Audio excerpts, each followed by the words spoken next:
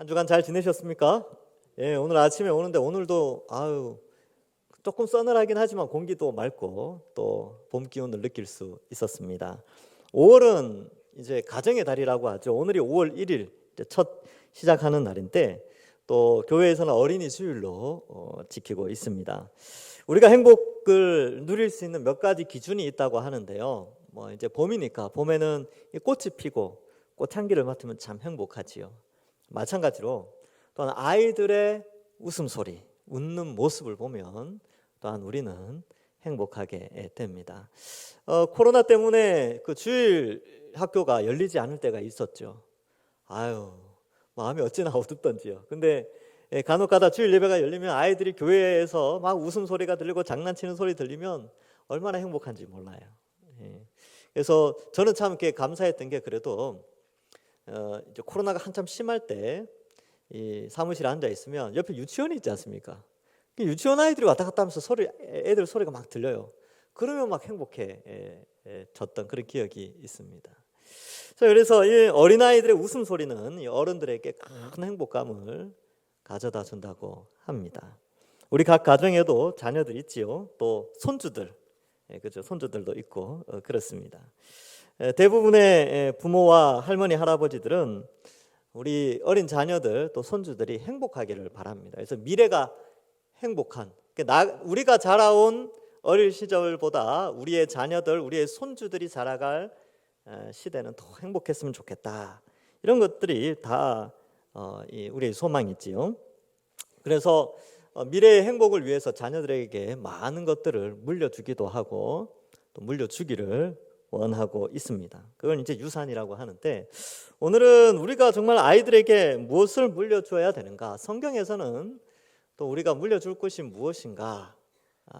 또 한번 생각해보고 또 몇 가지 좀 생각해보는 그런 시간을 가져보겠습니다. 첫 번째로는 여러분, 믿음을 물려줘야 됩니다. 이거는 뭐 우리가 성경을 읽고 신앙생활하면 당연한 것이지요. 그래서 자녀들에게 믿음을 물려줄 수 있어야 돼요.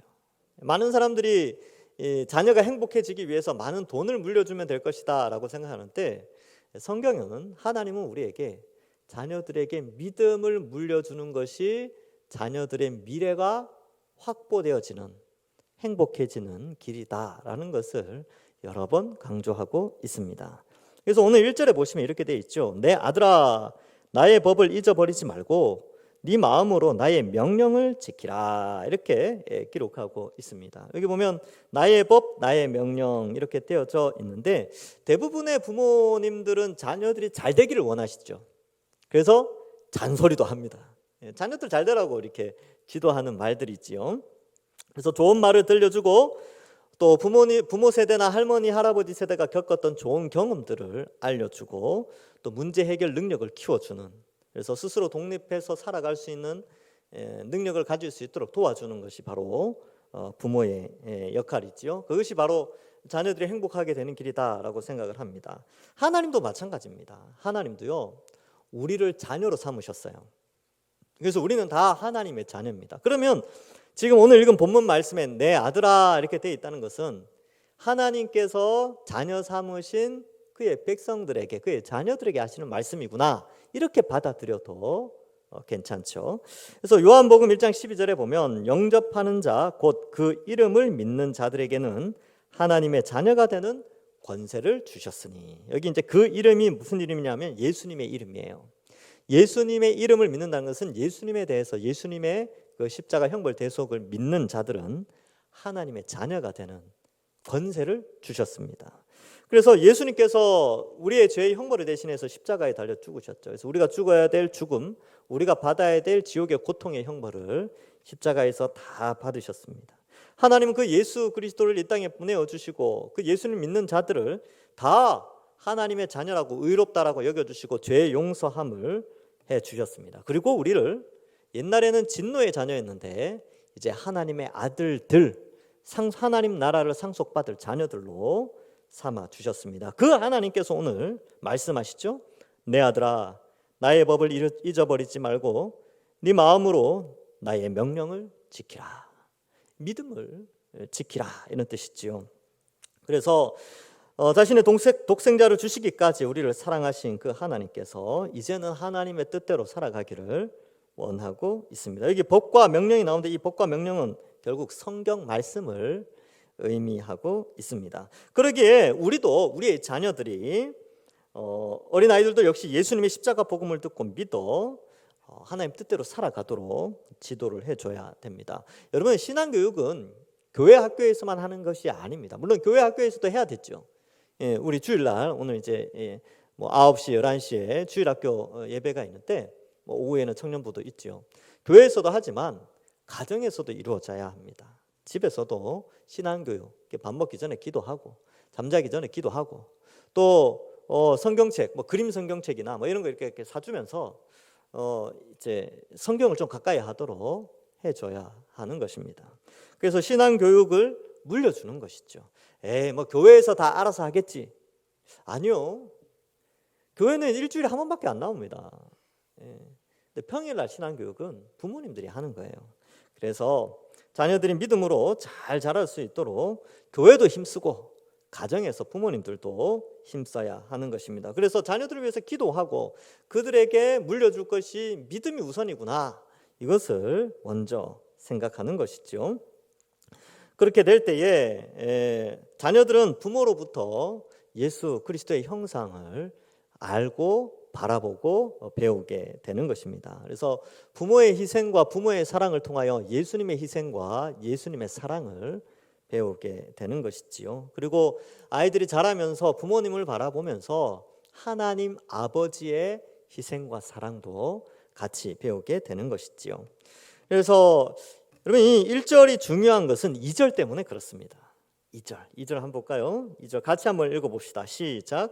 그리하면 그것이 내가 장수하여 많은 해를 누리게 하며 평강을 더하게 하리라. 이 잠언이 한 3,000년 전쯤에 기록되었는데 3,000년 전쯤에 행복의 기준은 뭐냐면요, 장수와 평강입니다. 그런데 지금은요, 지금도 똑같죠. 지금도 장수, 건강하게 잘 사는 것과 오래 사는 것과 평안하게 사는 것, 이게 행복의 기준 아닙니까? 그렇죠? 그런데 이 2절의 결과가 생기기 위해 원인을 1절에서 밝히고 있어요. 어떻게요? 하나님의 법과 하나님의 명령을 지키면 장수와 평강의 복이 있게 된다. 여러분, 자녀들이 잘 살고 오래 살고 건강하게 살고 나중에 미래가, 자녀들의 미래, 손주들의 미래가 평안하기를 원하시죠. 그러면 1절처럼 하나님을 가까이 하는 믿음을 물려줘야 합니다. 많은 사람들은 자녀들이 잘 되고 평안하고 오래 살고 행복하게 살기 위해서는 공부를 잘해야 된다고 생각합니다. 그래서 모든 것을 다 포기하더라도 공부는 무조건 시켜야 된다. 그래서 자녀들이 잘 되게 하려고 어려서부터 학원도 보내고요, 뒤처질까 봐, 또 부모한테 원망할까 봐, 미래가 보장되지 않을까 봐 공부 계속 그 이야기만을 한다는 것이죠. 그렇게 해야, 공부를 잘 해야 미래가 보장된다라고 생각을 하는데, 그 이제 왜 그렇게 공부를 해야 되냐면 그 공부를 열심히 많이 해야 돈도 잘 번다고 생각하니까 그래요. 결국 돈을 많이 벌어서 출세하고 성공하는 것이 자녀의 미래를 보장하는 길이라고 생각하는데, 그런데 말입니다. 여기서 들어보셨죠? 그런데 말입니다. 여러분, TV에 프로그램 중에 금쪽 같은 내 새끼라는 프로그램이 있어요. 저는 이제 TV를 많이 볼 수 없어가지고 이제 그걸 즐겨보지는 않는데 가끔 가다가 스쳐 지나갈 때 프로그램이 할 때가 있어요. 그러면 집사람은 그런 걸 잘 봐요. 왜냐면 아이를 키우는 입장이니까. 근데 거기에 보면 이런 내용들이 나와요. 부모들이 이제 자녀에게 문제가 있다고 생각을 해서 이제 TV 방송 출연을 했겠죠. 근데 인터뷰를 하는데 부모들이 이해를 못 하겠다는 거예요. 아니, 아이가 잘 되도록 하기 위해서 그 부부가 나가서 막 열심히 일하고 돈 벌고 또 아이를 아침부터 저녁까지 막 학교 보내고 학원 보내고 막 돌리고 저녁까지 막 그저 다 이렇게 보내고 막 그 자녀 잘 되라고 그렇게 학원을 보내고 공부를 막 그렇게 열심히 시켜요. 그런데 자녀들이 삐뚤게 나가는 거예요. 그러니까 부모 입장에서는 부모가 그렇게 헌신하고 새벽부터 헌신하고 아침부터 헌신하고 그래서 자녀들 학원 보내고 막 좋은 옷 입히고 막 그렇게 하는데 자녀들이 삐뚤게 나간다는 거예요. 그러니까 부모는 이해할 수 없다는 거예요. 이 아이를 이해할 수 없다. 아니 부모가 이렇게 희생을 하는데 왜 이렇게 삐뚤게 나가는지 모르겠다. 그런 거죠. 근데 이제 관찰 카메라라고 해가지고 이제 방송국에서 카메라를 설치해서 자녀들의 낮 시간을 비춰주는 거예요. 그러니까 부모들은 낮에 돈 벌러 나가니까 아이들이 어떻게 지내는지 모르잖아요. 근데 이제 보니까 아이들이 막 거칠게 행동하고 막 그러는 거예요. 그러니까 부모가 깜짝 놀라죠. 야, 우리 자녀가 낮에 이렇게 행동하는구나. 이런 말을 하는구나. 그래서 나중에 이제 저녁에 이제 이렇게 와서 막 깜짝 놀랐다 뭐 이런 말 하고 이제 부모에게 인터뷰를 한 다음에 자녀들한테 인터뷰를 해요. 그래서 여러 가지를 묻는 가운데 엄마 아빠가 어떻게 했으면 좋겠냐 그렇게 물으니까 엄마 아빠가 자기를 좀 사랑했으면 좋겠대요. 사랑을 좀 해줬으면 좋겠대요. 그리고 사랑한다는 말을 좀 많이 해줬으면 좋겠고 또 함께 놀았으면 좋겠대요. 못 노는 거죠. 학원 다닌다고 안 가면 혼내니까. 놀고 싶은데 엄마랑 아빠랑 놀고 싶은데 학원을 자꾸 보내버리니까 못 노니까 아이가 엄마랑 아빠랑 놀았으면 좋겠고 그 노는 게 사랑받는다라고 생각하는 거예요. 그러니까 그 장면을 보면서 부모가 마음이 무너지는 것이죠. 그리고 이제 거기 이제 컨설팅하는 그 이제 박사님이 나와서 막 지도를 해주죠. 그 보면 이제 의미가 있어요. 의미가 있습니다. 그래서 이러한 것들을 볼 때에 아이들을 위해서 공부만 강조를 했는데 사실 공부가 전부가 아니다라는 것을 일단은 보여주고 공부가 아이의 미래를 책임져 주는 것이 아니라는 것도 단편적으로 좀 보여주기도 합니다. 물론 필요하지요. 공부를 해야지요. 사회에 적응도 해야 되고 하니까. 그런데 너무 공부만을 강조할 때에 부모와의 연대감이 약화되어질 때 그 인격의 문제가 발생한다. 이건 뭐 인문학에서도 인정하는 거니까. 뭐 그러한 모습들이 있죠. 근데 정말로 자녀가 잘 되기를 원한다면 자녀에게 무엇을 전달해 줄 것인가 이런 것들이 참 필요하다는 것입니다. 사실 부모님들 낮에 일하고 저녁에 들어오면 피곤하죠. 지쳐서 들어와서 아이들이랑 놀아주고 힘들어요. 밥도 챙겨줘야 되고 또 뭐 숙제 검사도 해줘야 되고 뭐 해야 되기도 바쁜데 그 언제 놀아주고 그렇게 합니까? 그런데 자녀들은 그걸 이제 어린 자녀들은 그렇다는 거예요. 근데 여러분이 생각해야 돼요. 자녀들이 사춘기만 지나도 같이 안 놀아줍니다. 놀아달라고 해도 놀아주지도 않아요. 친구들하고 논다고. 그러니까 그 부모와 함께하는 그 때가 있다는 거예요. 그 때를 놓치면 안 된다는 거죠. 그래서 더 많은 어떻게 보면 이제 돈 많이 벌어서 공부를 많이 시키는 것이 부모로서의 역할이라고 생각하는데 또 단편으로 또 다른 면도 한번 생각해 봐야 된다는 것을 알려주고 있습니다. 부모와 함께 해야 신앙도 닮아갑니다. 신앙의 영향력도 발휘할 수가 있어요. 그래서 많은 저도 들었습니다. 제가 그때가 한 2004년쯤이었는데 그때 다른 교회 사역하고 있을 때 그 집사님이 그러더라고요. 신앙은 교회에서 책임져야지 그러더라고요. 자녀들이 막 삐뚤게 나가니까 교회가 말이야 자식들 신앙 교육도 제대로 안 시킨다고 그렇게 말하는 그분을 보면서 집 분위기를 알겠더라고요. 그러니까 신앙은요 교회와 가정이 함께 어린 자녀들을 책임지는 겁니다. 그래서 힘들어도 현재의 자녀들을 위해서 공부를 시키는 것이 미래를 준비하는 것인지 아니면 믿음과 또 부모와의 연대감 이런 것들을 통하여서 미래를 준비시켜 줄 것인지 이런 것들을 좀 생각해야 하는 것이죠. 현재라는 시점에서 자녀들에게 무엇을 해줄 수 있는가 이것을 우리가 다시 한번 생각을 해봐야 된다는 것을 알려주고 있습니다. 그래서 자녀들을 위해서 기도 많이 해주십시오. 많이 안아주시고 잠들기 전에 기도해 주시고 그런 것이죠. 그렇게 좋은 부모와의 좋은 신앙적 연대감과 또 함께하는 시간을 가질 때 그 자녀들의 미래는 하나님께서 책임져 주십니다. 이제 요 관점이 아주 중요한데 세상은 그래요. 세상은 아이를 개발시키고 발전시키고 어려서부터 뭔가를 많이 공부를 시켜야 미래가 보장된다고 가르쳐요. 세상은 그렇게 흘러갑니다. 근데 하나님은 어떻게 말씀하시냐 하면 그 어린아이를 하나님께 맡기고 그 어린아이가 어려서부터 하나님 말씀을 가까이 하고 신앙을 가까이 하면 여기 나오는 장수의 복, 평강의 복을 누가 주시냐면 하나님이 책임져 주신다는 거예요. 우리가 책임지는 게 아니고. 아이러니하지요. 여기에서 충돌이 온다는 것입니다. 우리가 신앙생활을 하는데 성경은 분명히 자녀들에게 신앙교육을 우선으로 하고 있는데 세상 사람들이 주변에 많다 보니까, 다수의 불신자들이 많다 보니까 거기에 자꾸 휩쓸린다는 거예요. 그래서 이것도 하고 저것도 하고 막 해야 될 것 같다는 거죠. 근데 성경은 미래는 하나님이 책임져 주신다. 그걸 믿고 신앙교육을 잘 해야 합니다. 근데 주변에 한번 보세요. 여러분, 어릴 때 공부 잘하는 친구들이 공부 잘 안 하던 친구들은 다 못 삽니까? 아니죠. 제 친구만 해도요. 아유, 뭐 공부 그렇게 많이 하지 않은 친구 그렇게 있는데 잘 살아요. 예, 잘 삽니다. 남 돕고 살아요. 예, 남 돕고 살 정도면 잘 사는 거예요. 그러니까 이 배움이 많지는 않아도 하나님께서 그 인생 책임져 줘요. 예, 신앙생활 잘하고 그렇습니다. 그러니까 이 사이 속에서, 이렇게 세상의 가치관과 성경적 가치관 사이 속에서 우리가 잘 판단해야 된다는 것입니다. 예, 세상 사람들이 보면 전혀 엉뚱한 방향이 있지요. 우리가 생각하는 게. 그러나 성경은, 하나님은 우리의 자녀의 미래를 하나님이 책임져 주니까 하나님 말씀, 하나님 명령과 법, 이 성경 말씀을 잘 지키도록 양육하라. 그것이 바로 자녀들의 미래를 보장해 주는 길이다라는 것을 우리에게 가르쳐 주고 있습니다. 그래서 교육은 필요하죠. 그래서 형편에 따라서 잘 교육하시면 됩니다. 여러분들이 형편 가운데서 교육하셔야죠. 그러나 신앙을 물려줄 수 있어야 됩니다.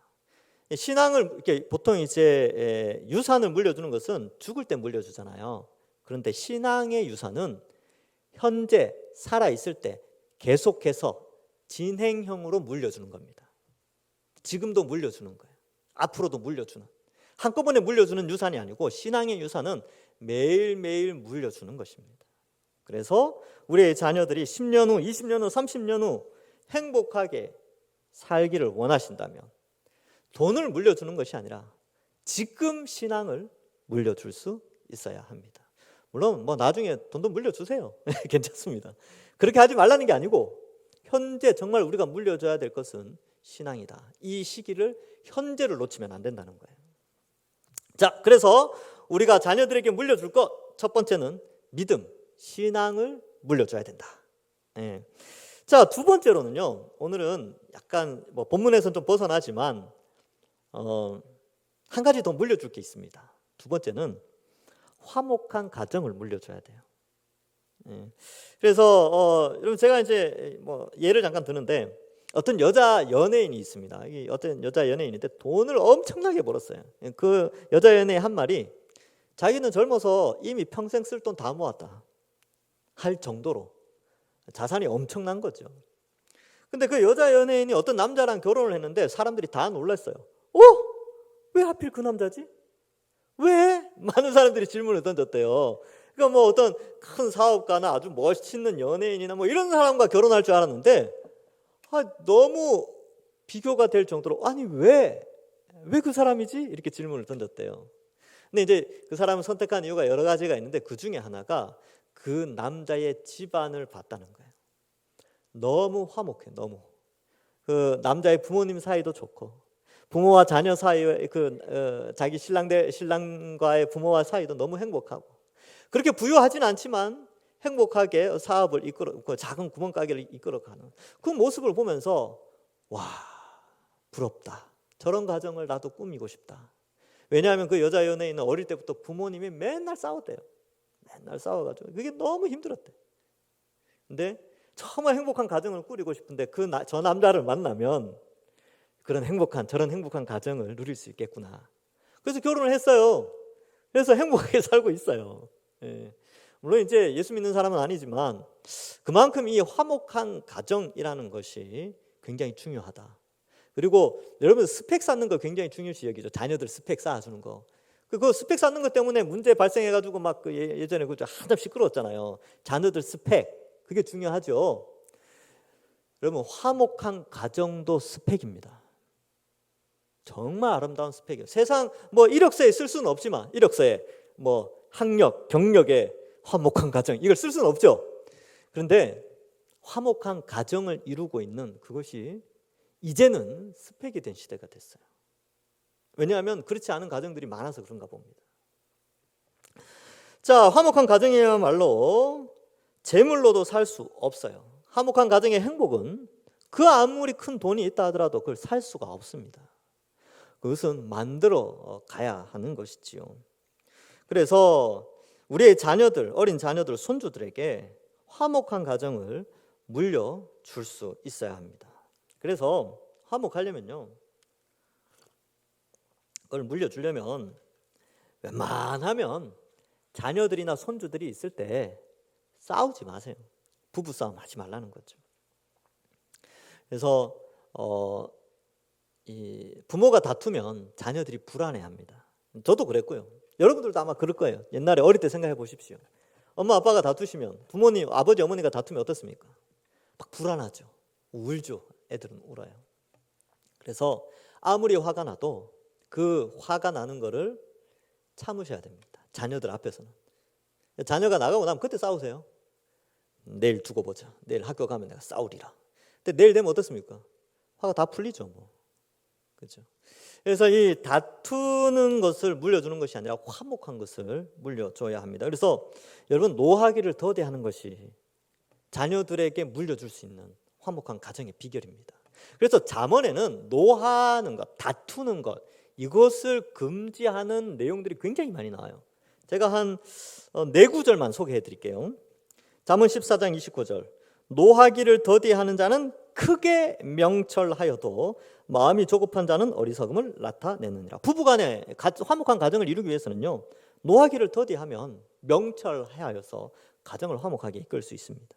잠언 15장 18절에도 분을 쉽게 내는 자는 다툼을 일으켜도 노하기를 더디하는 자는 시비를 그치게 하느니라. 예. 화평케 하는 것이죠. 잠언 16장 32절. 노하기를 더디하는 자는 용사보다 낫고 자기의 마음을 다스리는 자는 성을 빼앗는 자보다 나으니라. 제가 이거 잠언 16장 32절 보면서 그 러시아에 누가 생각나더라고요. 마음을 좀 잘 다스려, 나라를 빼앗는 것보다 자기 마음 잘 다스리는 게 낫다는 거죠. 하나님 보실 때. 용사보다 나아요. 마음을 잘 다스리는 게.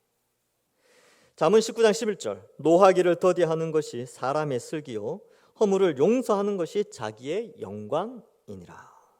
예, 용서까지 가면, 그러니까 화가 일어나도 상대를 용서하는 데까지 가면 자기 영광을 얻게 되는 것이다. 그러니까 이 화목한 가정을 이루는 그 베이스에 이 다툼이나 분을 내는 거나 화를 내는, 노를 바라는 이런 것들을 억제하는 이 훈련이 필요합니다. 그러할 때에 가정이 화목해지죠. 특별히 화가 나는 일이 있더라도 자녀들 앞에서는 그런 것들을 나타내지 않아야 하는 것입니다. 제가 존경하는 목사님이 계시는데 그 목사님이 예전에 이제 설교 시간에 그런 말씀하셨어요. 자기는 부모님이 싸우는 걸 한 번도 본 적이 없다. 자기가 없을 때 싸웠을 것이다. 근데 자기가 어려서부터 자라오면서 부모님이 싸우는 걸 한 번도 본 적이 없고, 두 번째, 아버지가 자기를 때린 적이 없대요. 네. 엄마가 때렸대요.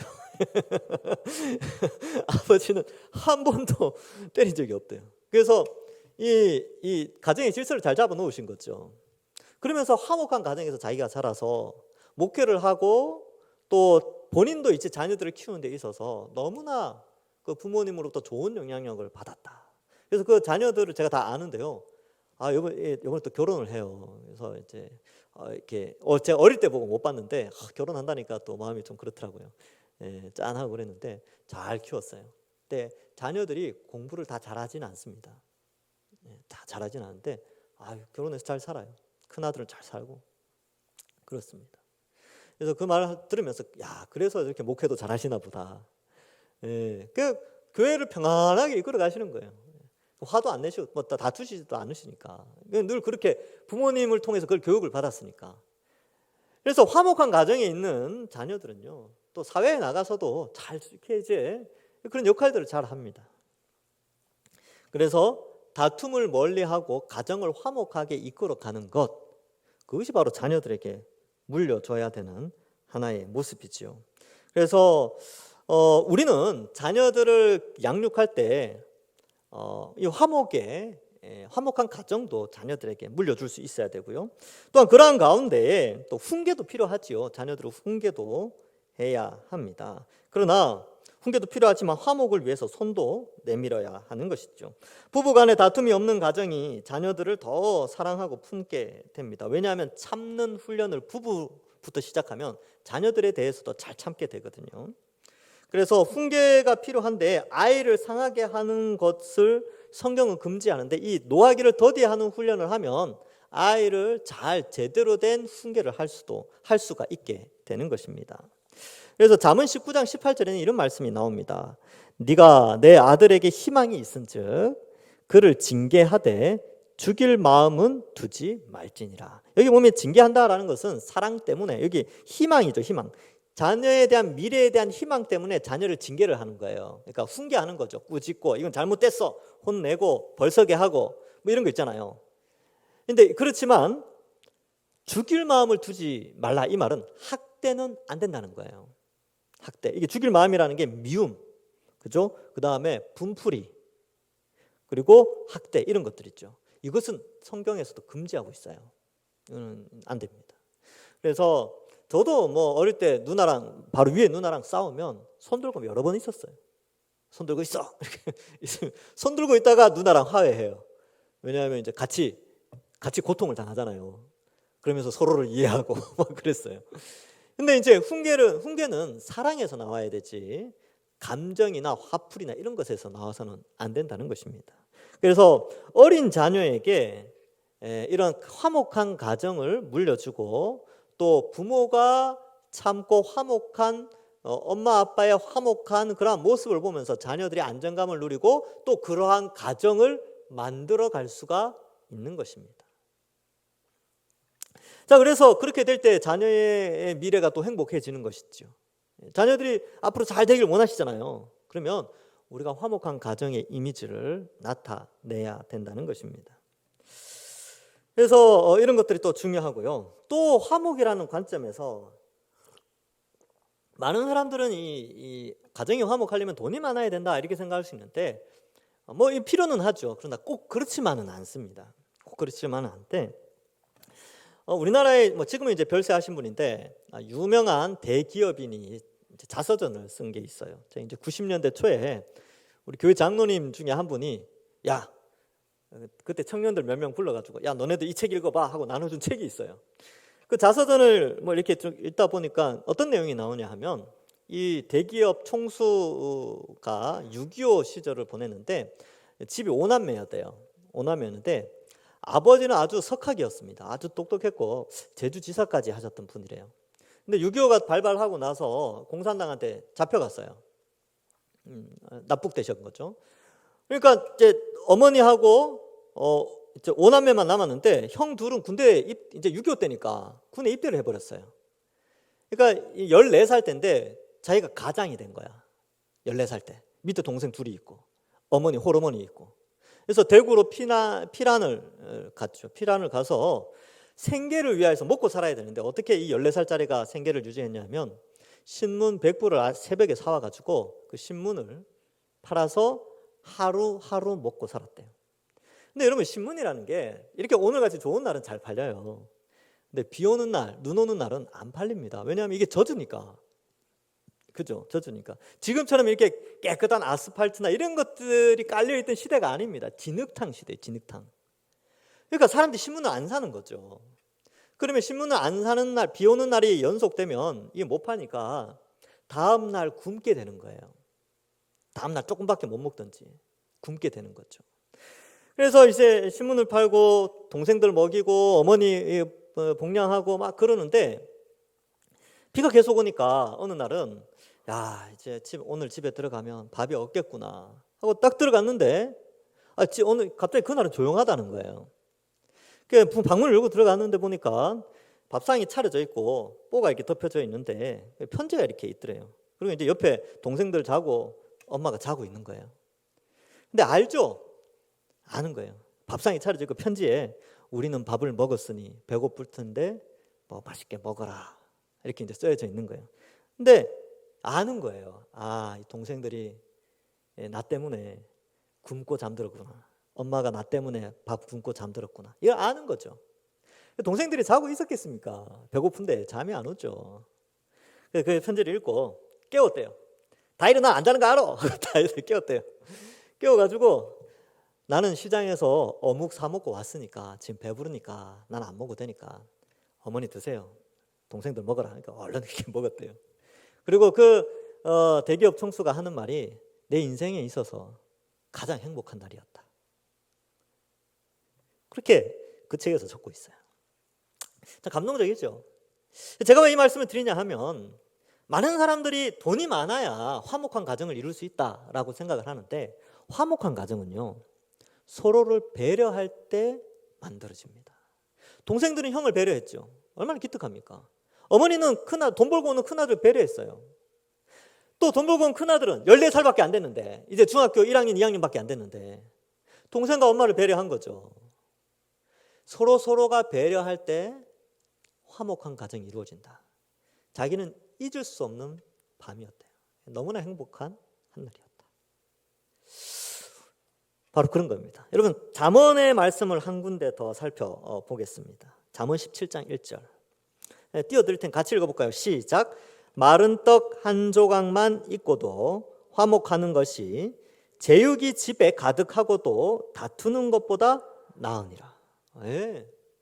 마른 떡 한 조각, 그거 하나로 서로 배려하고 그 마른 떡 한 조각도 나눠 먹는 그러한 배려심, 그것이 바로 화목한 것이죠. 그거에 제육, 이게 이제 제사 드린 음식들, 뭐 이렇게 아주 기름진 제사 드린 음식은 가장 좋은 걸로 이제 3000년 전에 하나님께 드렸지 않습니까? 가장 좋은 육질의 고기가 가득하지만 다퉈서 막 서로 많이 먹으려고 하는 그런 가정보다 마른 떡 하나로 행복한 가정이, 화목한 것이 훨씬 낫다고 하나님께서 말씀하고 있습니다. 여러분, 이렇게 서로를 배려하는 이러한 가정을 자녀들에게 물려줄 수 있어야 하는 것입니다. 우리의 자녀들에게 화목의 가르침이 무엇인지 우리의 가정을 통해서 보여줄 수 있어야 합니다. 물론 지금은 6.25 당시처럼 그렇게 가난한 가정은 없지요. 그러나 우리가 주어진 각자의 형편 가운데서 서로를 배려하고 또 화목을 이루어가는 것, 또 참고 이런 것들이 중요합니다. 교회도 마찬가지입니다. 우리 미래 세대에게 무엇을 물려줄 것입니까? 바로 우리 교회는 믿음의 유산을 첫 번째 물려줘야 되는 것은 당연한 것이고요. 또 바른 신앙의 유산을 물려주는 교회이지만 또한 다툼과 시기와 질투가 없는 그리스도의 몸된 교회로서 화목한 교회를 물려주어야 하는 것입니다. 이 일에 있어서 우리 교회는 이때까지 잘 해왔어요. 큰 분열 없이. 그러니까 어떤 교회 보면 막 쪼개지고 나누어지고 막 그렇게 하지 않습니까? 근데 그래도 우리 교회는 성도들 사이에 서로 이해하고 배려하는 것이 좀 많아서 이때까지 67년인가요? 이때까지 잘 서 왔다는 것은 이건 우리의 큰 스펙입니다. 우리 교회의 큰 자산이에요. 이거 우리 후손들에게 물려줄 유산입니다.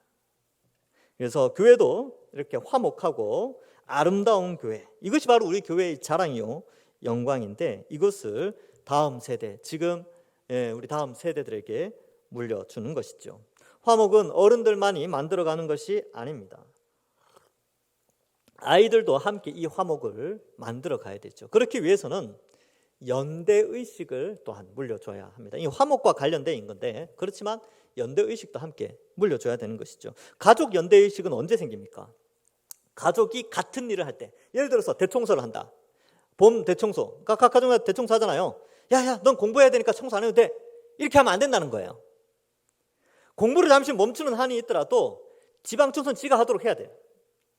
그러니까 뭐냐 하면 가족이 이런 일을 할 때는 너도 함께 해야 된다. 이게 연대의식입니다. 너도 우리 가족의 한 구성원이기 때문에 너는 특별 대우를 받는 것이 아니라 너도 이 일을 해야 된다는 거죠.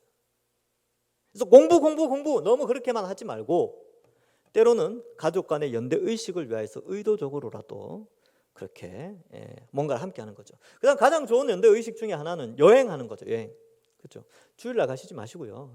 웬만하면 주일날 가시지 마시고 그냥 이제 여행 하루씩 이렇게 아니면 가까운 곳에 이렇게 가서 외식을 한다든지 아니면 가까운 곳에 꽃구경을 간다든지 아니면 뭐 이제 특별한 날 뭐 특별히 어디 멀리 갈 때야 주일날 거기 가서 이제 예배 드리고 그렇게 하시면 되긴 하지만 하여튼 그러한 것들 가족 간에 뭔가 공통된 것을 할 수 있는 연대의식을 좀 키울 필요가 있는 것입니다. 이런 것들은 뭐 잘 하게 되는데, 그래서 아이들도 가정의 화목을 기여하는 훈련을 해야 됩니다. 어려서부터. 그래서 방도 치우게 하고, 그럼 아이들 막 어지르면 됐어 넌 쉬어. 그러니까 엄마 아빠가 막 정리하고 그러잖아요. 그렇게 하지 말고 같이 정리하세요. 같이. 저도 이제 아이가 엄청 어질러요. 남자아이니까 엄청 어지르는데 항상 같이 치웁니다. 그가 하루는 안 치운다길래 제가 화를 한번 냈죠. 훈계를 한번 했죠. 그러니까 이제 그다음부터 계속 같이 치워요. 연대감 높이기 위해서. 그래서 저희 집사람은 그럽니다. 아들이 아빠보다 훨씬 잘 치운다고. 그래, 제가 봐도 그래요. 저보다 더 잘 치웁니다. 연대의식이죠. 소속감. 교회도 마찬가지입니다. 교회의 다음 세대들도 연대감을 올려줘야 돼요. 소속감을 올려줘야 되죠. 지금 코로나 때문에 이 연대의식이 다 사라졌어요. 거의 2년 이상을 우리끼리도 연대의식이 없잖아요, 사실. 근데 연대의식은 어디에서 나오느냐? 사실은 먹는 데부터 시작합니다. 그래서 2주 후에 우리 이제 밥 먹잖아요. 거기서부터 시작하는 거예요. 물론 예배 드리면서 연대의식이 있는데 나가면서 이야기하는 거 그거 잠깐 있잖아요. 근데 밥을 먹기 시작하면 거기서 깊어진다니까요. 그래서 이제 전도회도 모여가지고 식사도 같이 하고 놀러도 같이 다니고, 연대의식이 중요합니다. 소속감이죠. 그래서 앞으로 잘 노십시오. 교회에서. 교회 놀러 가냐? 놀러도 가야죠.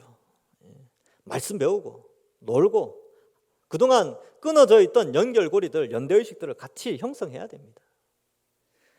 같이 잘 놉시다. 저 빼놓고 놀지 마시고. 앞으로 큰 행사 있을 때 이제 같은 부서별로 놀을 때는 그렇게 열심히 같이 잘 노십시오. 논다는 표현이 좀 그러니까 이제 잘 이렇게 연대의식을 잘 키워 주십시오. 이제 그런 시대가 되었습니다. 그렇게 회복해야 됩니다. 우리 아이들도 마찬가지죠. 아이들도 같이 놀러 가고, 우리 교사들 애들 데리고 놀기도 하고 그렇게 하십시오. 물론 매주 그렇게 하는 게 아니라 가끔 이렇게 이제 연대의식을 높여주는 것이죠.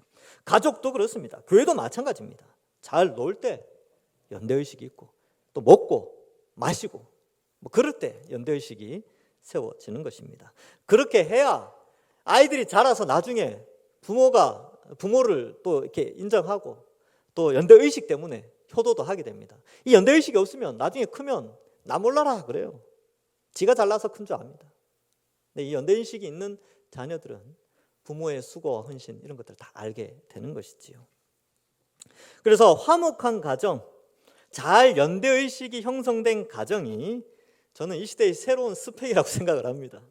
아이들의 미래에 아주 큰 역할을 감당한다 이렇게 생각을 하게 됩니다. 그래서 이러한 것들을 자녀들에게 물려줘야 됩니다. 말씀을 맺습니다. 여러분, 오늘 어린이 주일을 맞이하여서 우리 자라나는 다음 세대들에게 행복한 미래를 선물해주고 싶은 마음은 우리 모든 어른들의 마음입니다. 그러면 성경에서 우리에게 말씀하시는 것이 뭐냐? 무엇을 물려주어야지 아이들의 미래가 확보되어지는가? 바로 신앙이죠. 하나님의 말씀을 물려줘야 됩니다. 그래서 교회에서 신앙교육 잘 하고요. 그리고 교사들의 역할이 중요합니다. 교육자들의 역할, 교사들의 역할이 정말 중요해요. 이들은 영적인 부모예요. 말씀을 먹이는 자들이죠. 그래서 이 일을 교회가 잘 감당하고, 그리고 가정에서 부모의 역할들 가운데 역할 중에서도 부모를 통해서 예수 그리스도를 알아갈 수 있도록 그 자녀들의 신앙교육이 가정에서도 이루어져야 된다. 이것이 첫 번째 물려줄 믿음의 유산이고요. 두 번째 유산은 화목한 가정. 그래서 다투지 마시고 오히려 늘 웃고 자녀들에게 의지적으로 웃음을 자주 보이고 그렇게 하는 것이죠. 우리의 웃음을 통해서 자녀들의 웃음이 나타나게 되는 것입니다. 그리고 가족 간의 연대의식을 위하여 애쓰시고, 너무 물론 공부시켜야죠. 공부를 해야 됩니다. 이거는 부모로서의 의무죠. 근데 너무 거기에 집중해서 가정의 화목이나 연대의식까지 끊어버리고 공부에 집중하는 것은 오히려 역효과를 일으킬 수 있기 때문에 효율적인 가족 간의 연대의식과 함께 자녀들을 양육하는 그런 지혜가 이 시대에 필요합니다. 아무쪼록 여기 계신 우리 모든 동산교회 성도 여러분들은 이런 아름다운 믿음을 물려주고 화목한 가정을 물려줘서 우리 자라나는 모든 세대들의 미래가 행복한 미래가 되기를 주님의 이름으로 간절히 축원합니다. 기도하겠습니다. 하나님 아버지 은혜를 감사합니다.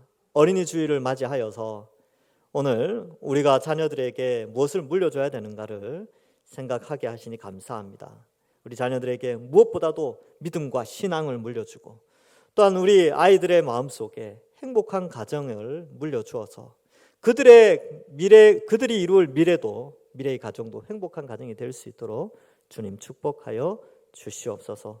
모든 것이 다 하나님 손에 달려 있음을 믿고 우리가 처한 환경 가운데 각자의 형편은 다르지만 그 속에서 믿음을 물려주고 화목한 가정을 물려줘서 하나님께 영광 돌리는 우리 모든 주의 백성들 될 수 있도록 인도하시고, 우리 동산교회에 많은 우리 믿음의 다음 세대들이 있습니다. 믿음 잘 자라도록 신앙생활 잘하고 지혜와 명철 또 지식과 건강이 넘치도록 축복하여 주옵소서. 감사드리옵고 예수님의 이름으로 기도하옵나이다.